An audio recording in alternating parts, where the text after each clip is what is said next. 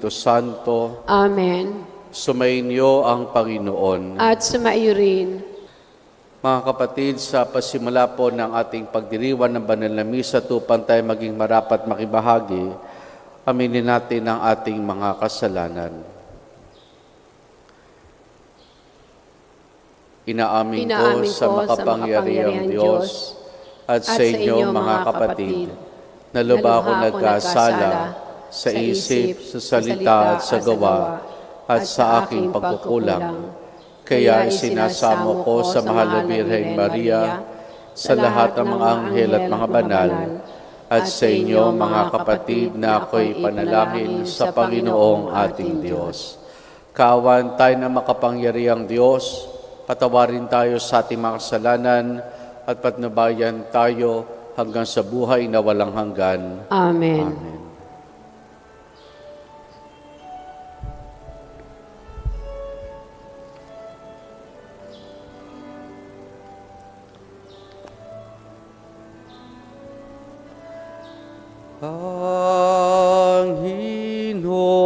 Panginoon, kahawan mo kami.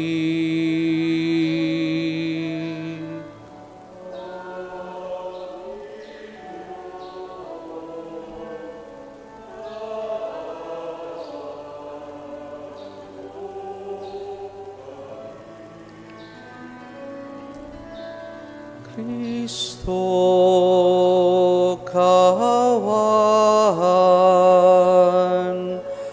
mo kami.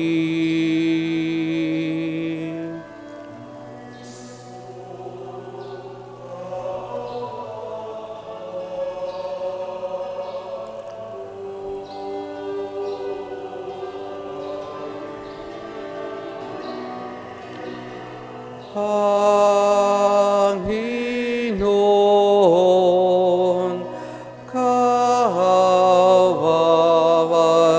mo kami.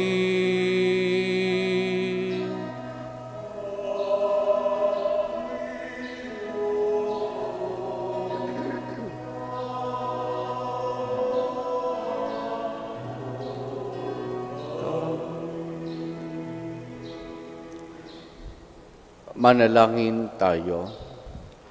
Ama naming makapangyarihan, hinirang mo ang Obispong si San Atanasio bilang matatag na tagapagtanggol ng pananampalatayang ang anak mo ay Diyos sa totoo, sa pagkakamit namin ng kaalaman sa kanyang pinanindigan at sa kanyang pagmamalasakit sa aming kapakanan, kami naway walang hadlang na umunlad sa pagkakilala at pag-ibig sa iyo sa pamamagitan ni Jesus kasama ng Espiritu Santo magpa sa walang hanggan. Amen.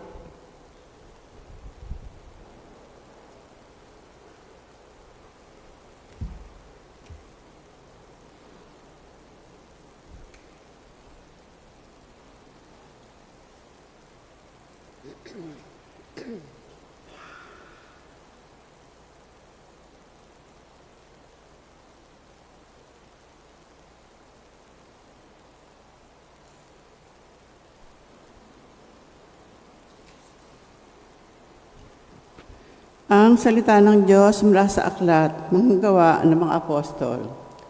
Noong mga araw na iyon, pagkatapos ng mahabang pagtatalo, tumindig si Pedro at sinabi sa mga apostol at sa matatanda, "Mga kapatid, nalalaman ninyo na noong nakakaraang araw, hinirang ako ng Diyos upang ipangaral sa mga hintil ang mabuting balita at sila na may sumampalataya. At ang Diyos na nakakasaliksik ng puso ang nagpapatotoo na tulad natin, sila'y tinatanggap niya ng pagkalooban sila ng Espiritu Santo. Iisa ang tingin ng Diyos sa kanila at sa atin.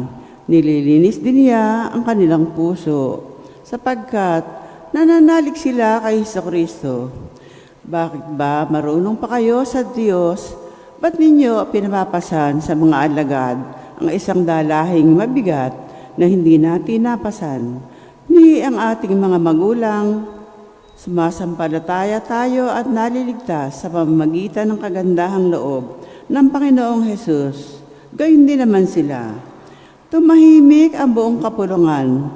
Nakinig sila kina Bernabe at Pablo habang isinasalaysay nila ang kababalaghang ginawa ng Diyos sa mga hintil sa pamamagitan nila.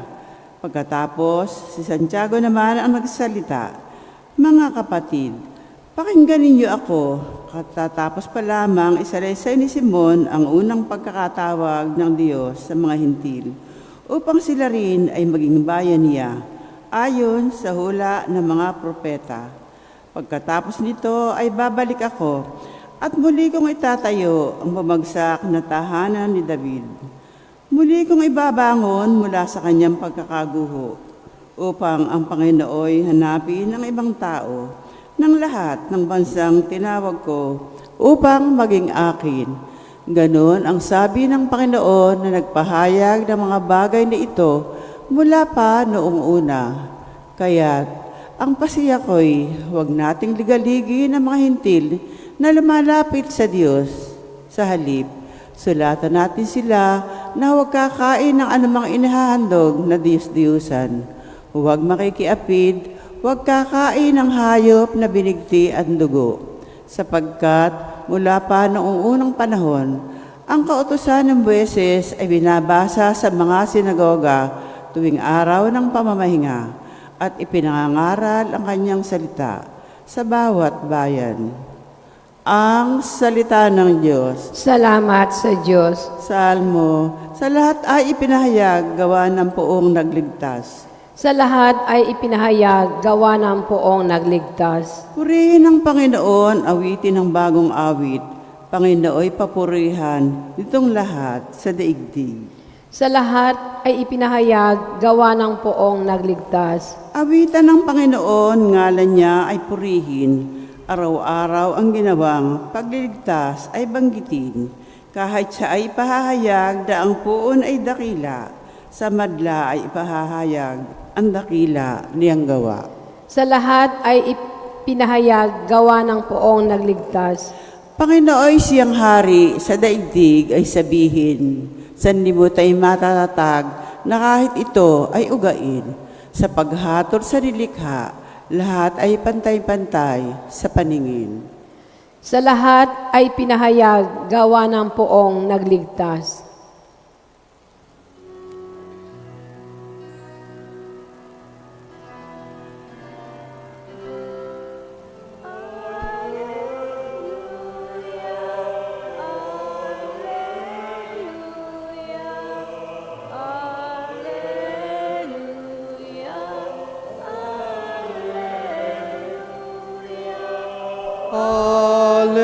Alleluia, alleluia,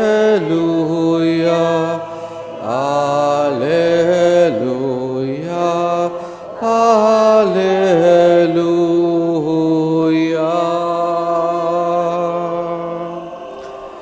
Alleluia.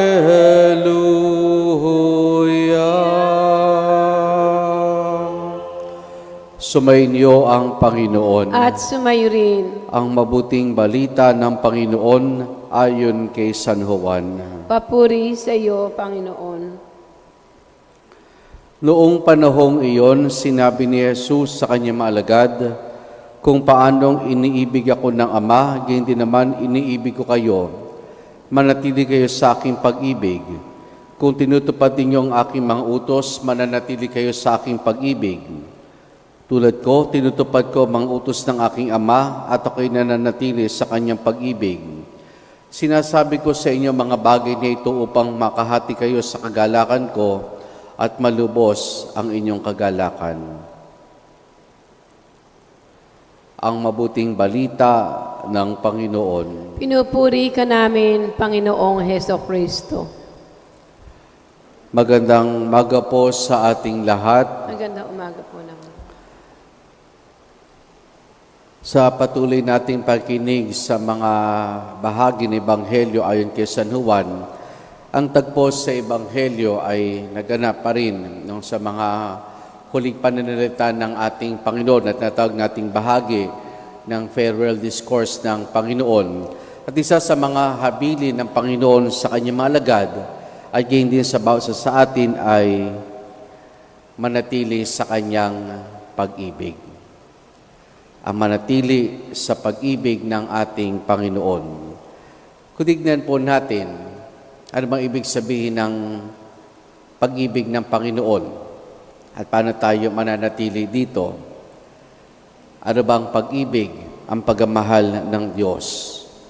Una, ang pagmamahal ng Diyos, ang pagmamahal ni Jesus ay pinakita niya at pinamalas sa pamamagitan ng kanyang pagsunod sa kalooban ng ating Ama. Kaya nga sinabi niya dito, siya ay nananatili sa pag-ibig ng Diyos dahil tinutupad niya, sinusunod niya ang kalooban ng Diyos. Kaya ang isa sa mga indications ng pagmamahal o pag-ibig ng Diyos ay ang pagsunod sa Diyos. Kumbaga, lahat tayo, hindi lang inaasahan na sabihin natin na mahal natin ang Diyos. Kundi ang pagmamahal natin sa Diyos ay kita nakikita sa kung paano tayo nabubuhay at kung ano ang ginagawa natin sa ating buhay. Kung paano tayo nabubuhay at kung ano ang ginagawa natin sa ating buhay. At dito makita natin na kung paano tayo nabubuhay at kung ano ginagawa natin sa ating buhay, ang pinakapundasyon natin dito ay ang pagsunod natin sa kautusan ng Diyos. Ang pagsunod natin sa kautusan ng Diyos.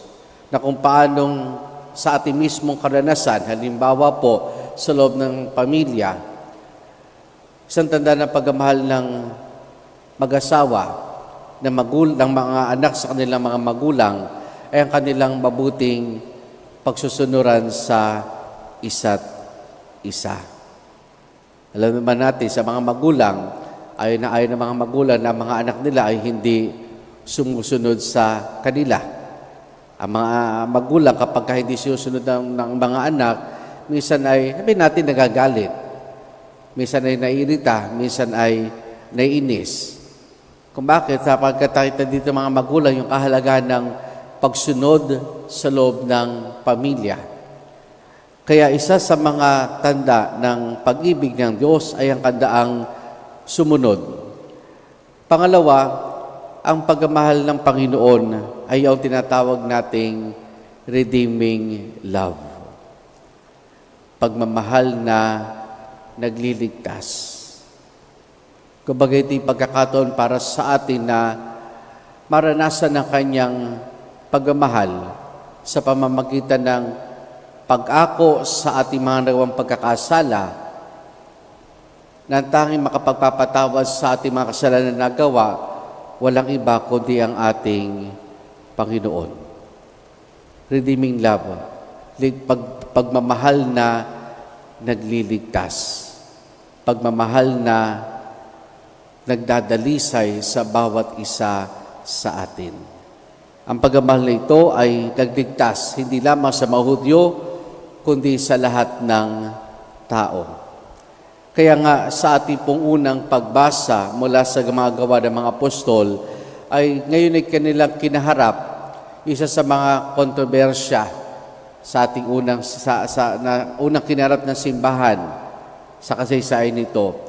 Ito'y pagtungkol sa pagtanggap sa mga hentil sa Kristiyanong pamayanan. Kahapon binanggit natin na ang gusto ng mga Hudyong naging Kristiyano ay patuli ang mga hentil. Yun ang gusto nila. Pero ngayon, sinabi sa kanila ni San Pablo at ni Bernabe na hindi na ito kinakailangan. Kumbaga, ang mga hentil ay tinawag ng Diyos at bilang mga tinawag ng Diyos, kabilang sila sa mga naligtas. Kabilang sila sa mga iniligtas ng Diyos. Ang pagmamahal ng Diyos ay nagliligtas. At sana'y matutunan nating tanggapin parati ang pagkapatawad ng Diyos.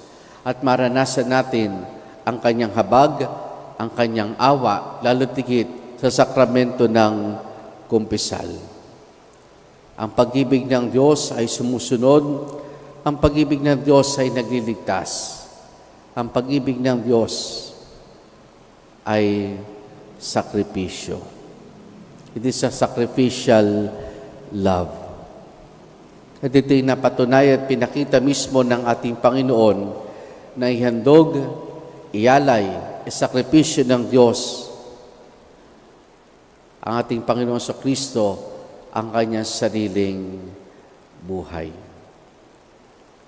Maring masaktan tayo sa sacrificial love, pero ang sakit na ito na maring maranasan natin ay nagtuturo sa atin upang patuloy na magtiwala, upang patuloy na maging matatag. Ang pananatili sa pag-ibig ng Diyos, hindi ito madali. Hindi ito madali.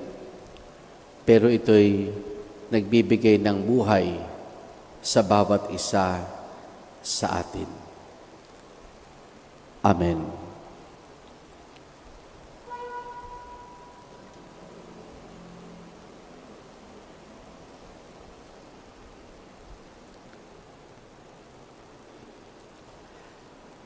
Ipinahayag ng mga propeta ang pagdating ng ating manunubos sa pamamagitan ng pangangaral ng pagsisisi at sa kasalanan. Ibinalita ni Juan Bautista ang kanyang pagdating. Sa diwan ng pagsisisi, hilingin natin ang tulong ng Diyos sa pamamagitan ng ating mga panalangin. Ating itutugon, Panginoon, ituro mo sa amin ang iyong daan. Amen. Panginoon, ituro mo sa akin ang iyong.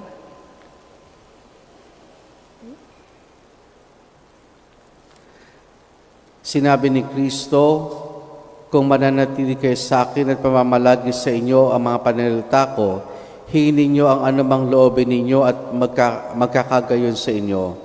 Manalangin tayo na may pagtitiwala dahil sa mga salita niyang nakapagpapasigla ng loob. Ating itutugon, Panginoon, sumasampalataya kami sa iyo. Panginoon, sumasampalataya kami sa iyo.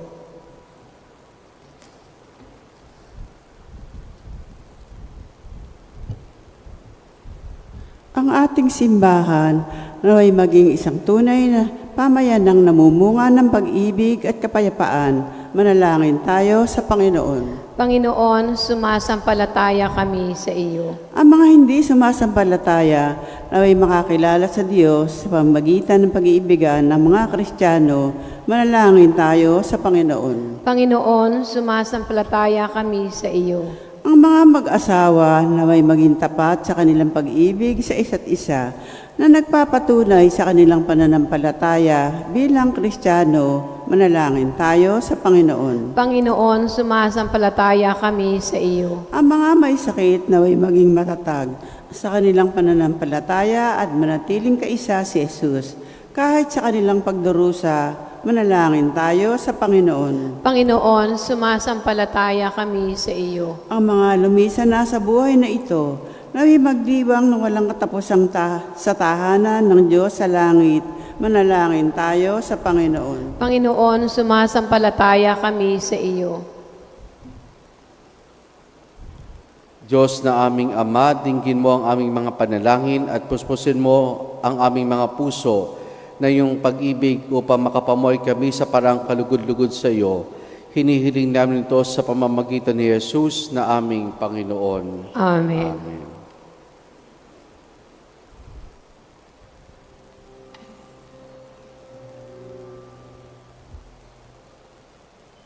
Pag-aalay ng bulaklak.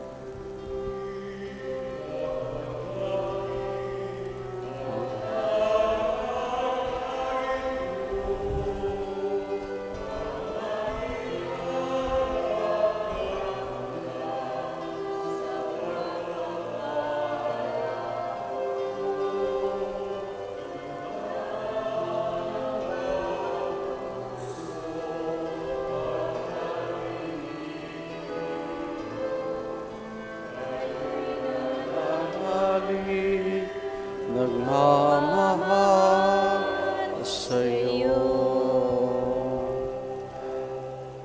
Manalangin kay mga kapatido, pangampagahin natin ay kalugdan ng Diyos amang makapangyarihan. Tanggapin nawa ng Panginoon itong paghahain sa iyong mga kamay, sa kapurihan niya at karangalan sa ating kapakinabangan at sa buong sambayanan niyang banal. Ama naming lumikha, ngayong ginugunita namin si San Atanasio, kalugdan mo ang aming mga alay sa iyo at amin nawang mapakinabangan ang walang alinlangang paninindigan sa iyong anak na siyang katotohanan at siyang wagas sa sinasampalatayanan ng Obispong Banal, naming pinararangalan sa pamamagitan ni Jesus, kasama ng Espiritu Santo, magpasawalang hanggan. Amen. Sumainyo ang Panginoon. At sumaiyo rin. Taas sa Diyos sa inyong puso at diwa. Itinaas na namin sa Panginoon. Pasalamatan natin ang Panginoong ating Diyos. Marapat na siya ay pasalamatan. Ama naming makapangyarihan, tunay nga marapat na ikaw ay aming pasalamatan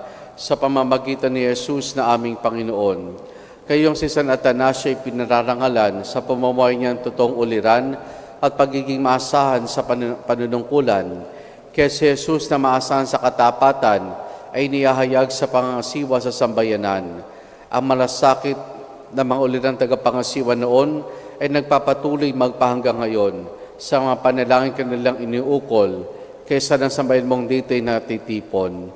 Kaya kaisa ng mga anghel, nagsisiawit ng papuri sa ng walang humpay sa kalangitan, kami nagbubunyi sa iyong kadakilaan.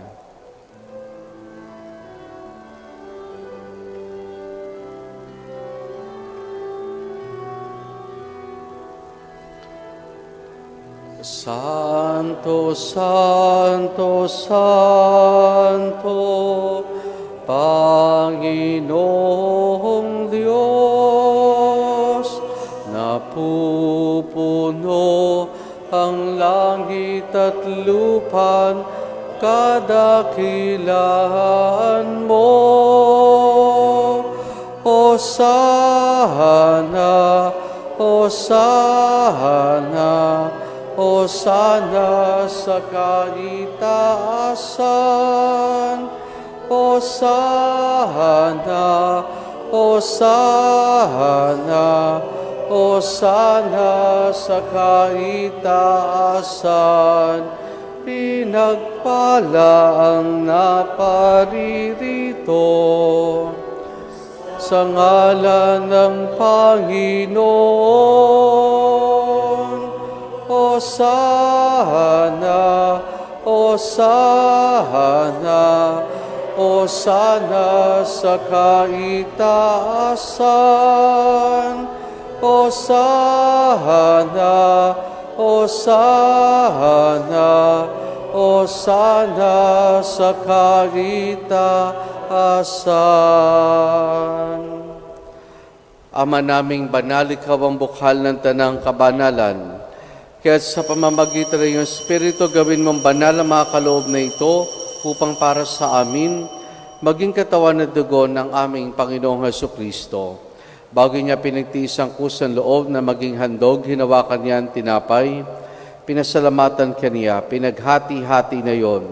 Iniabot sa kanyang mga alagad at sinabi, tanggapin ninyong lahat ito at kanin itong aking katawan na ihahandog para sa inyo.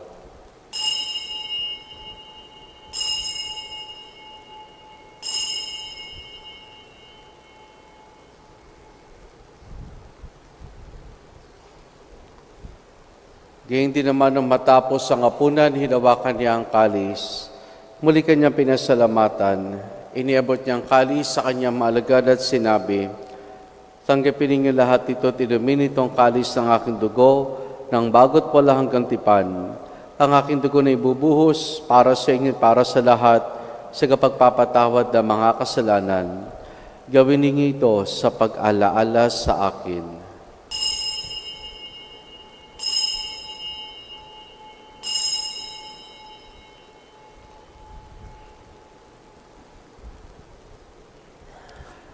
Ang misteryo ng ating pananampalataya.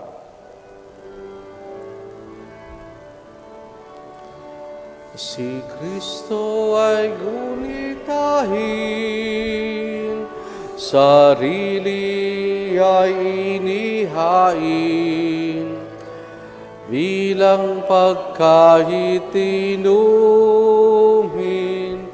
pinagsasaluhan natin, hanggang sa siya'y dumating, hanggang sa siya'y dumating. Ama, ginagawa namin ngayon ang pag-alaala sa pagkamatay at muling pagkabuhay ni iyong anak, kaya tinialay namin sa iyong tinapay na nagbibigay buhay at ang kalis na kakaloob ng kaligtasan. Kami nagpapasalamat dahil kami minarapat at tumayo sa harap mo para maglingkod sa iyo. Isinasamo namin kaming magsasalo-salo sa katawan at dugo ni Kristo ay mabuklod sa pagkakaisa sa pamamagitan ng Espiritu Santo. Ama, lingapin mo ang simbahan laganap sa buong daigdig, puspusin mo kami sa pag-ibig kesa ni Leo naming Santo Papa at idenis sa aming obispo at ng Tanang Kaparian. Alalahanin mo rin mga kapatid naming nahimlay na may pag-asang sila'y muling mabubuhay, gayon din na lahat ng mga pumanaw at mga kaluluwa sa purgatorio. Kaawan mo sila at patuloyin sa iyong kaliwanagan. Kaawaan mo at pagindapati kaming lahat na makasalo sa iyong buhay na walang wakas. Kaisa ng mahal na Birheng Maria na Ina ng Diyos, ang kanyang kabiyak ng puso si San Jose, kaisa ng mga apostol, ni San Juan Bautista, San Atanasio at ang lahat ng mga banal, na mo dito sa daigdig ng kalugod-lugod sa iyo, may pagdiwang nawa namin ang pagpupuri sa kararangal mo sa pamamagitan ng iyong anak na aming Panginoong Heso Kristo. Sa pamamagitan ni Kristo, kasama niya at sa Kanya, ang lahat ng parangal papuri sa iyo, Diyos Amang makapangyarihan, kasama ng Espiritu Santo, magpa sa walang hanggan. Amen. Amen. Amen.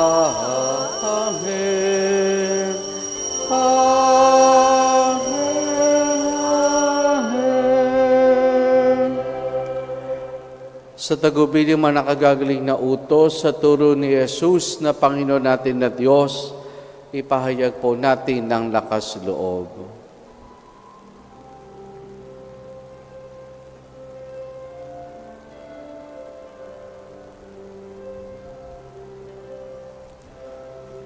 Ama namin, sumasalangit ka, sambahin ang ngalan mo, mapasamin ang kaharian mo, sundin ang loob mo, dito sa lupa para nang sa langit. Bigyan mo kami ngayon ng aming kakanin sa araw-araw at patawarin mo kami sa aming mga sala para ng pagpapatawad namin sa nagkakasala sa amin, at huwag mo kaming ipahintulot sa tukso, at iadya mo kami sa lahat ng masama.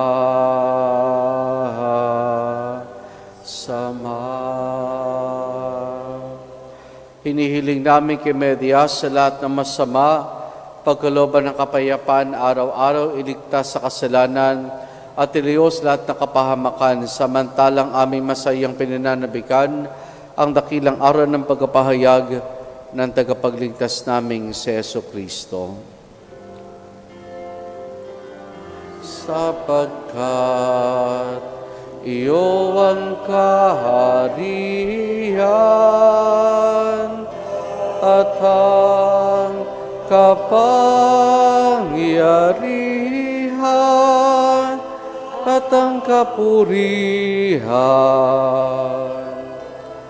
magpakailanman. Amen. Panginoong Jesucristo, sinabi mo sa iyong mga apostol, kapayapaan ang iniwan ko sa inyong aking kapayapaan ibinibigay ko sa inyo.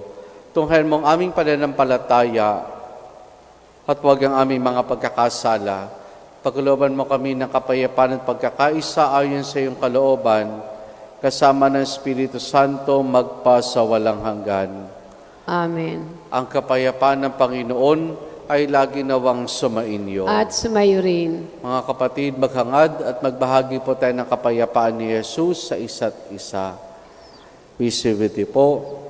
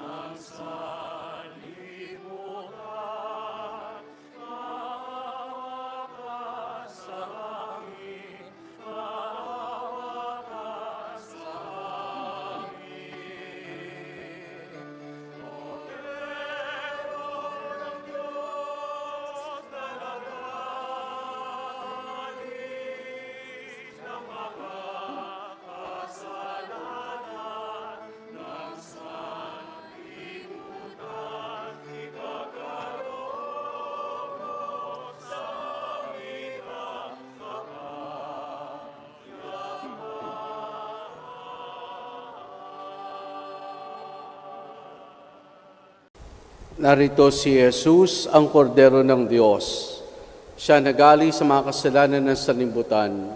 Mapalad ang mga inaaniyahan niya makiisa sa kanyang banal na piging. Panginoon, hindi ako karapat-dapat na magpatuloy sa iyo, ngunit sa isang salita mo lamang ay gagaling na ako.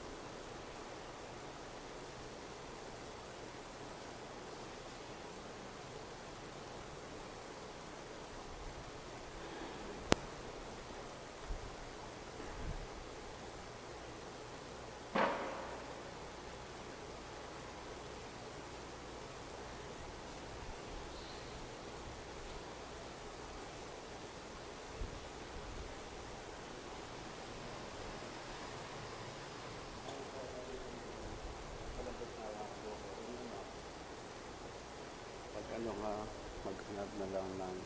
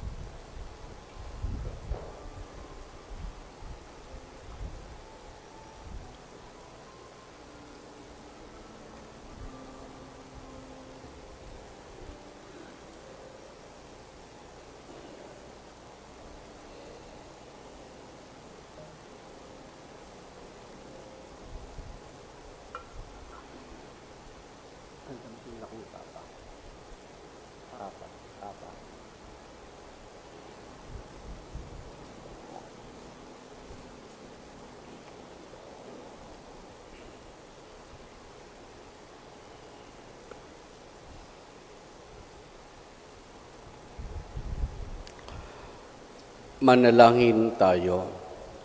Ama naming mapagmahal, kaisa ni San Atanasio, naway aming maipahayag ang pananampalatayang matatag na Diyos sa totoo ang iyong bugtong na anak upang kami laging buhayin at ipagsanggalang ng pagkinabang na aming tinanggap sa pamamagitan ni Jesus kasama ng Espiritu Santo magpasawalang hanggan. Amen.